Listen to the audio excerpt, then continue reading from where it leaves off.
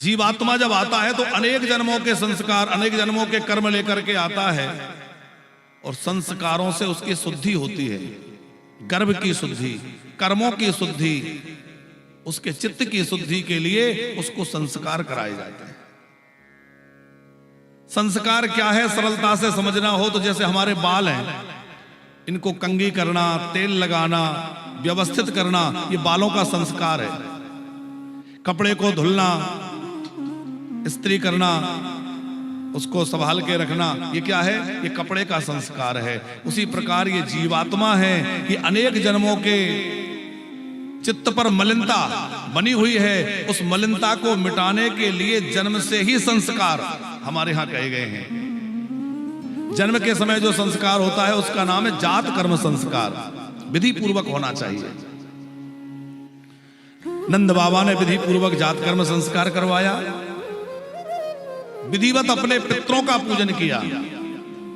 पूजयामास विधिवत पितृदेवार्चनम तथा, पहले पितरों का पूजन किया, फिर देवताओं का पूजन किया। कोई भी मांगलिक अवसर हो, प्रसन्नता की घड़ी हो, उसमें अपने पितरों को कभी नहीं भूलना चाहिए। जैसे हमारे दीक्षित जी के सब पितर यहां विराजमान हैं, फोटो रखी है, पूजन में भी उनका आवाहन स्मरण किया जा रहा है। तो घर में बच्चों का विवाह हो, नए घर का गृह प्रवेश हो, कोई घर में विशेष उत्सव हो रहा हो, उसमें अपने पूर्वजों को कभी नहीं भूलना चाहिए।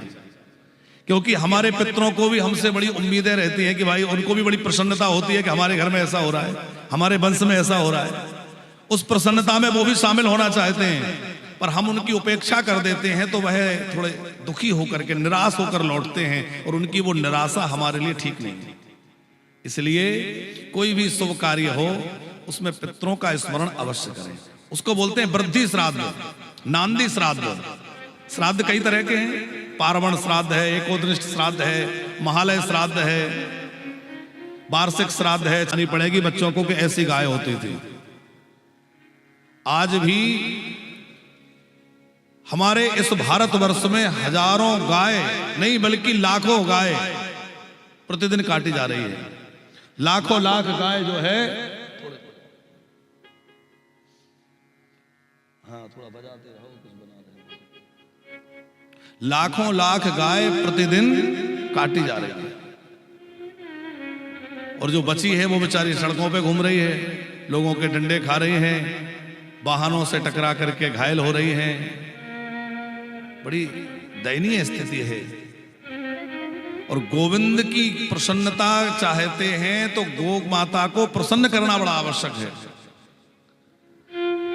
श्री कृष्ण से किसी ने पूछा कि आप किसी गोपाल के घर में क्यों आए? तो श्री कृष्ण का उत्तर रहा कि देखो, पिछली बार में एक राजा का पुत्र बन के आया था राम जी के रूप में, तो राजा के रूप में मैं गैया की सेवा बढ़िया नहीं कर पाया, इसलिए इस बार एक गोपाल के घर में आया ताकि खूब जी लगा करके गैया की सेवा कर सकूं। गो सेवा करने के लिए मैं गोपाल के घर में आया हूं। नंद बाबा खूब हीरे मोती जवाहरात रत्न आभूषण सब लुटा रहे हैं। 84 कोस ब्रजमंडल के ग्वाल वाल गोपी सब दौड़ दौड़ के आ रहे हैं। नंद बाबा बधाई हो, यशोदा मैया बधाई हो, और हर कोई कुछ ना कुछ उपहार लेकर के, बधाइयां लेकर, भेंट लेकर आ रहा है। दौड़ दौड़ के सब आए। बड़ा उत्सव नंद भवन में प्रकट हो गया। हजारों हजार गोपियां, हजारों हजार ग्वाले नंद जी के यहाँ आ गए और दूध दही की कीच मची है। दूध दही कहां से आ गया? बोले जो आता है वो कोई दूध लेके आ रहा है, कोई दही लेके आ रहा है, और एक दूसरे पे उड़ेल रहे हैं, तो वो पूरा आंगन में भर गया।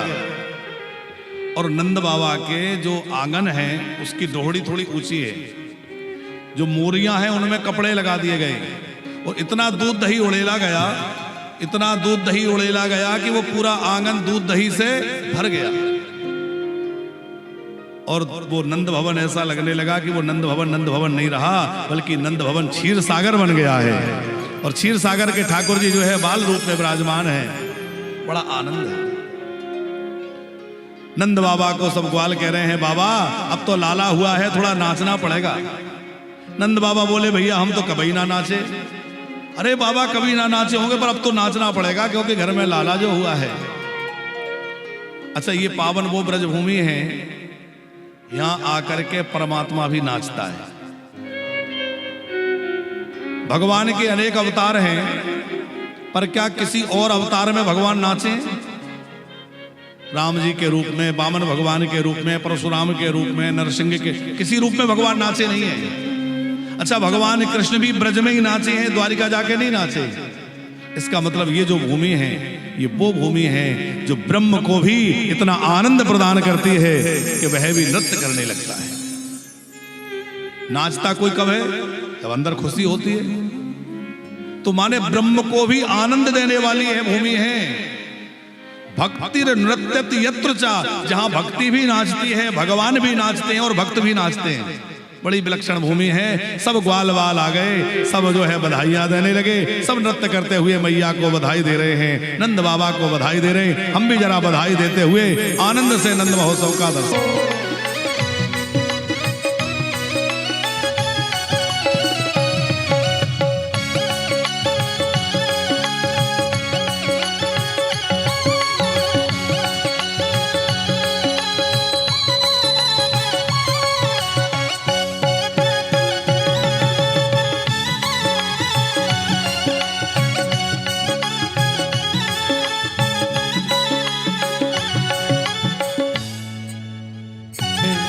सब ग्वाले आए हैं, सब गोपी आए हैं, सब ग्वाले आए हैं, सब गोपी आए हैं, सब ग्वाले आए हैं, सब गोपी आए हैं, सब ग्वाले आए हैं।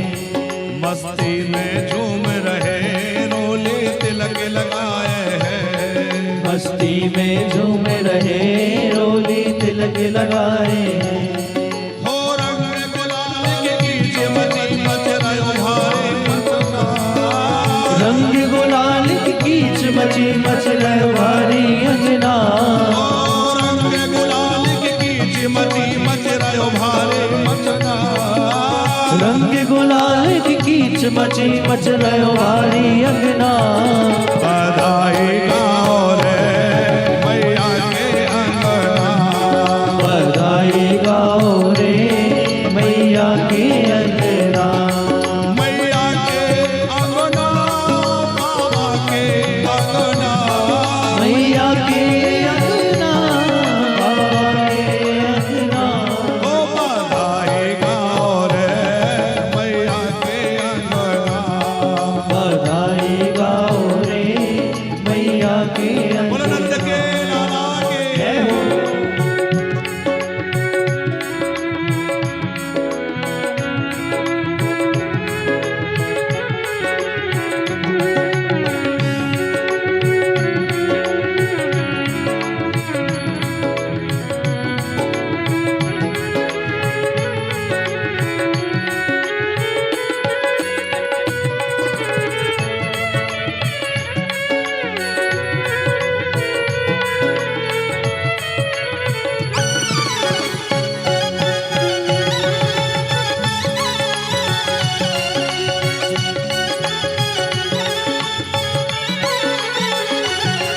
खुश है के नंद बाबा हीरा मोती लुटाए हैं, खुश है कि नंद बाबा हीरा मोती लुटाए हैं। ओ खुश है के नंद बाबा हीरा मोती लुटाए हैं। खुश है कि नंद बाबा हीरा मोती लुटाए हैं।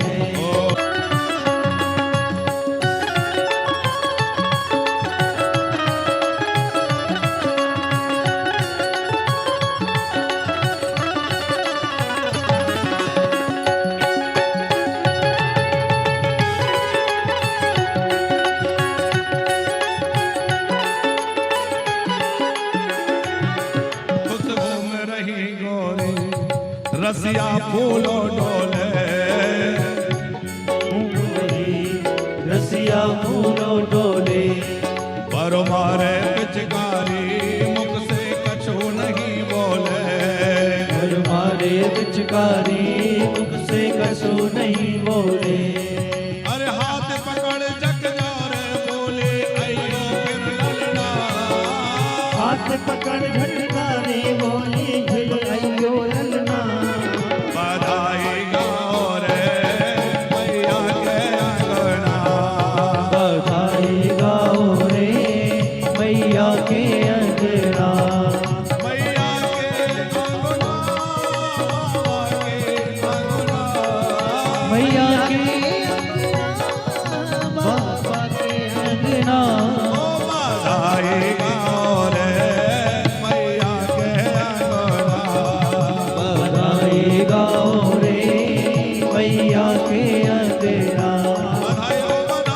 लाला की बधाई हो, लाला की बधाई हो, बधाई हो, बधाई हो, लाला की बधाई हो, बधाई हो, बधाई हो, लाला की बधाई हो।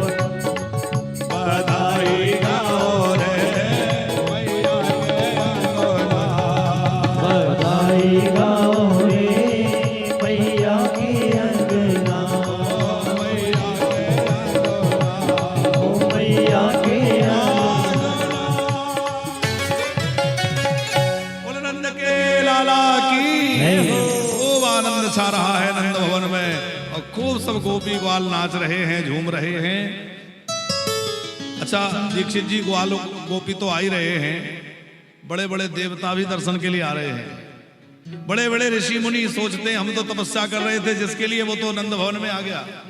हमने जिसके लिए समाधि लगा रखी थी वो तो गोपियों के घर में यशोदा का लाला बना हुआ है। अब तो ऋषि मुनि महात्मा सब दौड़ दौड़ के आ रहे हैं, देवता आ रहे हैं। अच्छा एक बात कभी आपने विचार किया, हम लोग गाते हाथी दीने घोड़ा दीने और दीनी, तो कभी आप जरा विचार करिए कि हाथी देने वाला तो दे दे, पर हाथी लेने वाला भी तो कोई वैसा होना चाहिए जो हाथी को खिला सके, रख सके है? तो साधारण लोग तो हाथी नहीं ले सकते, क्या करेंगे बेचारे। अच्छा पालकी, कार में तो एक ड्राइवर से काम चल जाता है, पालकी उठाने के लिए 4 लोग चाहिए। तो पालकी देने वाला तो दे दे, पर जो 4 लोगों को रख सके, खिला पिला सके, वही तो पालकी रखेगा। तो कौन ले रहा है ये सब? बोले ये सब लेने वाले देवता हैं, बड़े बड़े देवता नंद जी के द्वार पे भिखारी बने खड़े हैं, याचक बने खड़े हैं कि मैया तेरे यहाँ तो परमात्मा आया है, परम ब्रह्म तेरा पुत्र बना है, तेरा सौभाग्य कितना ऊंचा है।